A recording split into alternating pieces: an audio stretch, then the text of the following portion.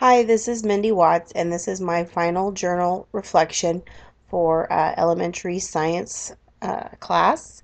And I'm just going to briefly go over the things in the rubric. What activity did I benefit the most from in this course, and why? I think that I actually benefited the most from the lesson plans. I learned a lot from other things too, but the lesson plans helped me see, especially with what my school district is doing, that you have to work backwards from the science standards. I work in the Olathe School District, and that's where I'm going to be student teaching, and which is a really big school district, cutting edge as far as I think. And they are not yet using the next gen science standards. So some of the classes or some of the lessons that I taught in my internship classes, I was trying to use, some of the lesson plans for this class and for that. But they either didn't dual purpose for me, or else I had to totally redesign them because a lot of the things being taught didn't meet the next gen standards. So that's something that I think the lesson planning helped with. The first time, it was a little more easily adaptable, but the second time I kind of just had to totally rehaul and actually change it to a whole different thing to make it work out. So I think I learned a lot about how the standards are going to go in lesson planning, but it just kind of is going to depend on what my district changes. At this point, they're still not using them, so I guess at least I know a little bit about them now, and have a pretty decent understanding. Hopefully, I can kind of stay on that wavelength and don't lose what I know, being that I may not be using it in the next little bit. I'm going to be student teaching in the same district, and they won't be using it yet, so we'll see. I'm not sure. My mentor teacher was in fourth grade, and she said that she wasn't sure when they were actually going to implement them. So as far as what I learned the most, it was definitely from the lesson planning and learning about the next gen standards and how things are different from what they're actually doing in the school where I'm working at. Um, Activity that I found least beneficial, um,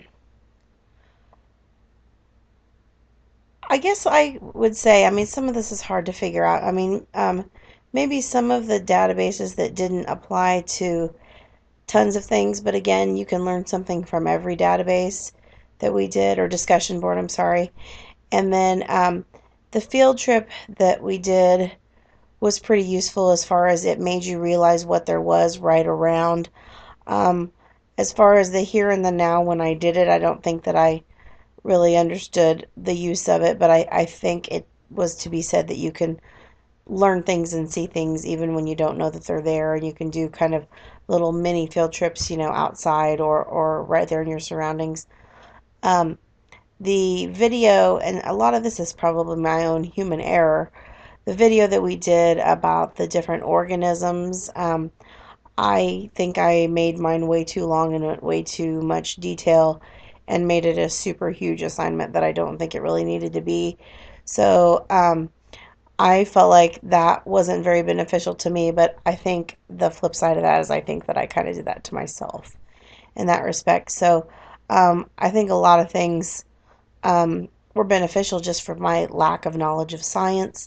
The um, the video, and I can't think of what the principal was, Bernaldi, something like that, about the air and the balloon and blowing it up or whatever. Um, I think things like that are going to be really great to try to implement in science class. I honestly am very bored with science and not super knowledgeable. It's interesting now that I did my internship in fourth grade science to see things that are really interesting, that I wouldn't usually probably care about in a day to day basis. But I'm noticing things now more. I see a late night talk show and I see, oh, scientists with easy, kid tricks coming on and different, things. And I see different things and I notice them. I did a lesson with my, a lesson that I taught was about trees and leaves. And, everywhere I go now, I'm thinking, oh, what kind of leaf is this? Or, oh, I could grab this pine cone and take it into class now and stuff. So it's got me thinking for sure. And it's taught me things that I didn't know. They were learning about circuits and electricity and magnets and things like that when I first started my internship. And I learned things that I didn't know about open and closed circuits, that they are closed circuit when, I hope I'm getting this right, when the electricity is going through, and when you open the circuit, it breaks the circuit open. She modeled it like putting your arms in a circle like a hug. But when you break the circuit, the electricity can't go through, because I would have thought closing the circuit turns it off and opening the circuit turns it on. Anyway, I digress. But so I think all those things were really interesting, but some of the things I made too complicated for myself probably. But the things that I can do in science class, anything that I can do to make it interesting for the kids, but also for myself, because I'm just sorry, not a science person. Um, but I think with the basic concepts, I will be able to cover much more intelligently. I'm going to be student teaching in first grade. I obviously feel like I have a stronger hold on that than I did on, say, something like fourth and fifth grade science, um, because it gets out there and you don't realize, you think, oh, fourth and fifth graders, but it really is harder than you expect, um, and much more detailed, and so much less time to teach it. And I realized that through my internship with science and social studies both, that it felt like we taught the same thing for, I don't know, a month or something. It felt like forever. And it's just because of the pure small amount of time that they get every single day. In my district, they get 30 minutes and they have to alternate every other day between science and social studies for 30 minutes. And I mean, you can't teach anything in 30 minutes, anything worth quality and that they're going to be tested over and things like that. Students in the internship class I was in, they actually got to use, they would make a notebook, a journal notebook kind of thing, and they'd put fold out books and put them together and things like that, and they would get to use notes and things like that on tests.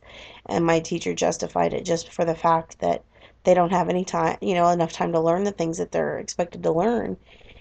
And so she, kind of sees as a cause and effect that, it's helpful to them, to be able to pass because they don't have enough instruction time.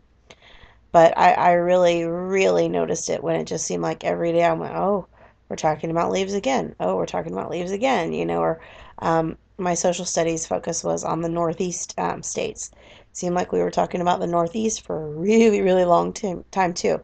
So anyway, I really noticed about it. Seems like you have to carry on something for an extended amount of time because of the short time that is allotted to it. Um, Something that I could say, let's see, what can the instructor do different to make it a better experience? Maybe some more, um, I don't know. I mean, online learning is a little bit different. Um, just open communication is great. I know that you called me once when I was having questions about the lessons. I know that you've had some broadcasts every now and then that we could watch. I really think everything was done pretty well there, and you were very available. I know that it's your first time with this class too, so it was maybe a little disorganized at the beginning. No offense, of course. And then once we've got the lesson plan template there, everything was good to go. I know some folks had already started. Unfortunately, luckily, however you want to look at it, I hadn't started my lesson plan until the template was already in place, and so I kind of just had to do a lot of copy and pasting at that point. So that was a bonus for me. Um, so I think that it went pretty well. Like I said, once we got everything going, but there's a learning curve for you and for me, obviously, anytime you start anything new. So I think it was great and it was really personal. That's the only time I've ever, in the whole time, and I'm going to graduate in May, ever had a teacher call me. So, or spoke to a teacher on the phone, period. So I thought that was really personalized, and I mean, and we talked for quite a while, so you really took a lot of time with me, so I really think that was really cool. Um, do I feel better or worse, or the same regarding my abilities? I definitely feel better. Um, Same thing with social studies, and I hate to group them together, but I feel the same way kind of about both. I wasn't really enthusiastic about going into either one. I didn't really feel secure with all my knowledge. Social studies a little more than science because it's kind of more general knowledge. But again, I also will feel better with, the younger grades, teaching their levels of science versus, fourth and fifth grade and things like that. And I mean, I did learn, I've done my other internships reading and math in second and third grade. So then I got fourth grade here, and now I'm in a student teach in first grade. So I'm kind of hitting all the bases. But fourth grade, for sure, the science was harder and the social studies, but science primarily. And um, it did show me, though, that, the district will provide you a kit, they'll provide you a handbook, with a little research about each topic. You can make it through it. When I first started looking into the topics and she would tell me what they were going over, I was kind of like, oh my goodness. But like I said, when I researched it and when you're there each day and when you're in it and stuff, it's a little bit different. But I have got to say that some of the questions that these students asked, I mean, at the fourth grade level, I'd not ever been with kiddos that were that old. And the free thinking, and oh, well, if the Earth's core is a magnet, when I put a magnet on the ground, why doesn't it, pull down to the core? And, I don't even know. Things about the magnet tram trains at Disney World, and I mean things that just I wouldn't think of, which makes me feel kind of small there.